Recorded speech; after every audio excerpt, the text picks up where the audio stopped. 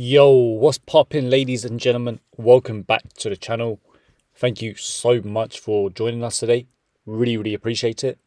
Today we'll be doing a match review for Liverpool 1-0 versus Leicester, going one step closer towards securing the league title. Now, the league's pretty much wrapped up. I think we're in the kind of tail end of the season. Let's just be real. I think the emotions are just not there as much. Like when you're in the middle of a title race and every win counts, and like when you get a goal, it just feels so much more dramatic. But now the intensity's kind of dropped off of the team. I think we can all see that. I think Slot's making adjustments to his kind of tactics. I'm noticing how in the first half the team plays much more kind of slower pace, tempo. They don't really go all out aggression, intensity. And then in the second half, if Liverpool needs to get a goal or they're chasing the game, then Slot's team will kind of ramp up the kind of energy levels, try and win the ball back higher, try and force more plays, force the opposition into making mistakes, playing at a much higher tempo, and kind of playing at a much more intense level. Like, you need to get a goal, need to get an assist, need to win the game, need to win this duel. And I think that's a tactical decision by the manager. Now, one of the key kind of talking points for me here is obviously we've got the Trent and we've got the Chiesa situation. Now, Chiesa didn't even make the bench. Now, I don't know what Slot sees in Chiesa during training. I kind of feel sorry for the guy. Like, I know he's on big money, 150 grand a week. He's living a life, but whenever he has come off the bench, played, like, he's been good. He's been solid, got a goal in the Carabao Cup final.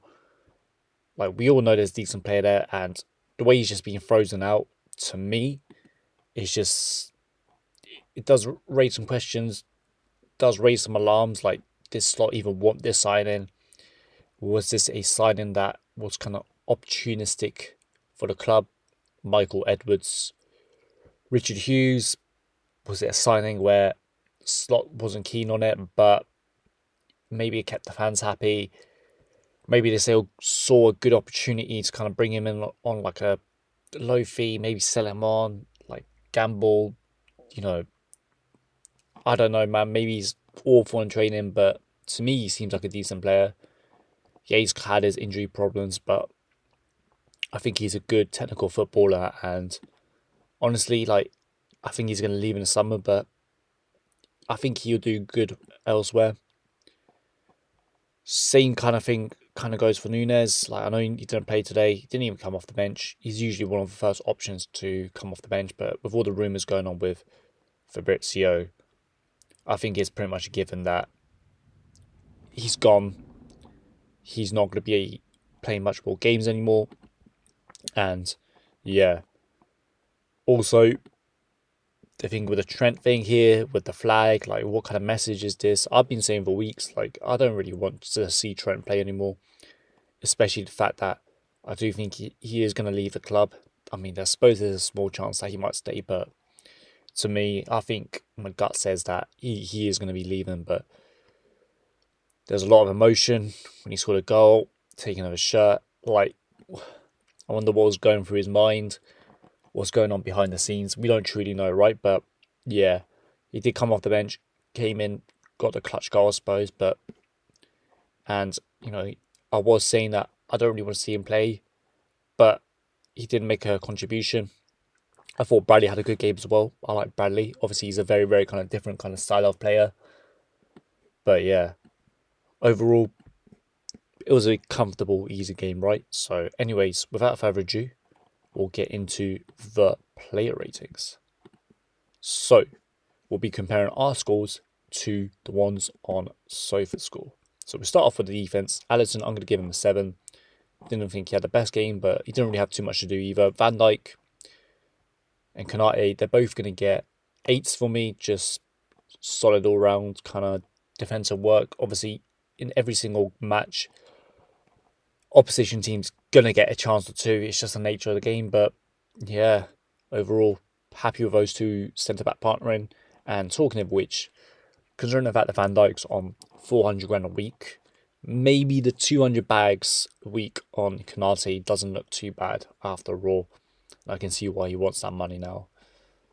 I'm going to go left back, Kostas Tsimikas. I thought he had a good game. I'm going to give him a 7.5. Now, the dilemma becomes whether Robertson becomes number 2, or maybe Robertson doesn't want to be a number 2. He wants to go play for Celtic, be a key player there, or maybe he's willing to kind of adjust his playing time and be a backup option. But Kostas is probably on lower wages. He's kind of more suited for that number 2 role. He's happy with the number 2 role. So yeah, but decent game. Kostas gets a 7.5. Conor Bradley, I think there was a few shaky moments here and there. I think the manager kind of took him off because he's coming off an injury. And I remember him saying in one of the press conferences that he can't play the full 90 minutes, medical staff, 70th minute, this, that, and the other. And I do like his runs. I like his attributes. I think he's got good energy. I think he's good going forwards. And I think, he's only like 21. I think he's going to be a really, really good player. I think he has a lot of potential. And I think he should be the right back going forwards. And I think the team should kind of build around him. Well, not build around him, but I think the team should kind of put him as the number 1 choice and let him play, let him develop. And I think he'll get better over time. Gravenberg, McAllister, these two are going to get a 7.5. Tidy all-round performance. I'll keep saying it though.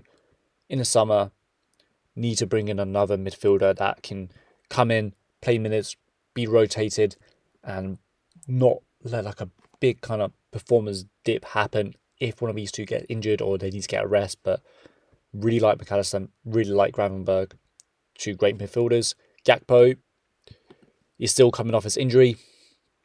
I think it'll take a couple more kind of weeks for him to kind of reach match sharpness, match fitness, but I don't think he did too much wrong. I'm going to give him a 7. Soboslai, I'm going to give him a 7.5. I think he had some good runs. I think he's kind of cemented that kind of attacking midfield role. I think he's more physically imposing. I think he's more athletic than Elliott. I think he's got a better shot, more energy. He can press more.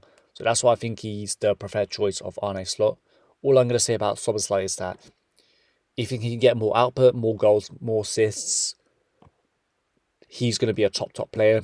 I think he does have a lot of good potential. When he first joined the club, he was getting goals, he was getting assists, but the output's kind of dropped a lot more ever since. But if he can get more goal contributions, I think he's going to be one of our best attacking midfielders in the world.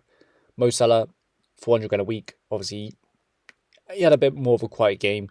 Mo Salah's not going to be the type of player who's just going to be contributing full 90 minutes here and there all the time. He's adjusted his game, adjusted his style as he's aged, and he's just going to come in at the right moment, get a goal, get an assist. I'm going to give Mo Salah a 6.5 rating. Luis Diaz, I think his form is starting to kind of get a lot more better, and I thought he had a good game, man. I'm going to give him a 7.5. Now we're going to go to the bench. Diogo Jota, man, hurts me to say this, but he had some bad misses, and I just don't think he's been great this season. I just think the injuries, I think his intensity's dropped. I think the reason why his intensity's dropped is because he doesn't want to get injured. He doesn't want to pull a calf. He doesn't want to pull like a muscle, a hamstring. And to me, he's probably on decline. Maybe we can see a little bit of resurgence and he can get back to his best. But can't help but feel, especially with Núñez leaving, he's not going to be the first choice striker anymore going forwards. And he was originally brought on to be on the left. Trent, he got the winning goal. When he came on, I thought he had a positive impact. Personally, I've been saying that I don't really want to see him play. I just say invest in the future, go with Conor Bradley. I do think he's most likely going to leave, even with the theatrics. But he came on, got a winning goal. Got to respect that. I'm going to give him a 7.5. I thought Elliott had a good impact when he came off the bench. Obviously, I don't think he's going to be the first choice attacking midfielder. As mentioned, I think Arne Slot prefers the attributes that Don brings, but I like Elliott. I think he'll do good elsewhere, and it's probably going to be leaving in the summer, and I'll be sad to see him go because he can play multiple positions. He's versatile. He's a Liverpool fan, and he is a Klopp player. So yeah, but I'm going to give him a 7 for his impact. Curtis Jones came on, not enough time to really make a judgment, so I'm going to give him a 6.5. But yeah, one more win to secure the Premier League, and yeah, if you guys enjoyed the video, make sure to comment, share, like, subscribe, all that good stuff, and I'll catch you in the next one.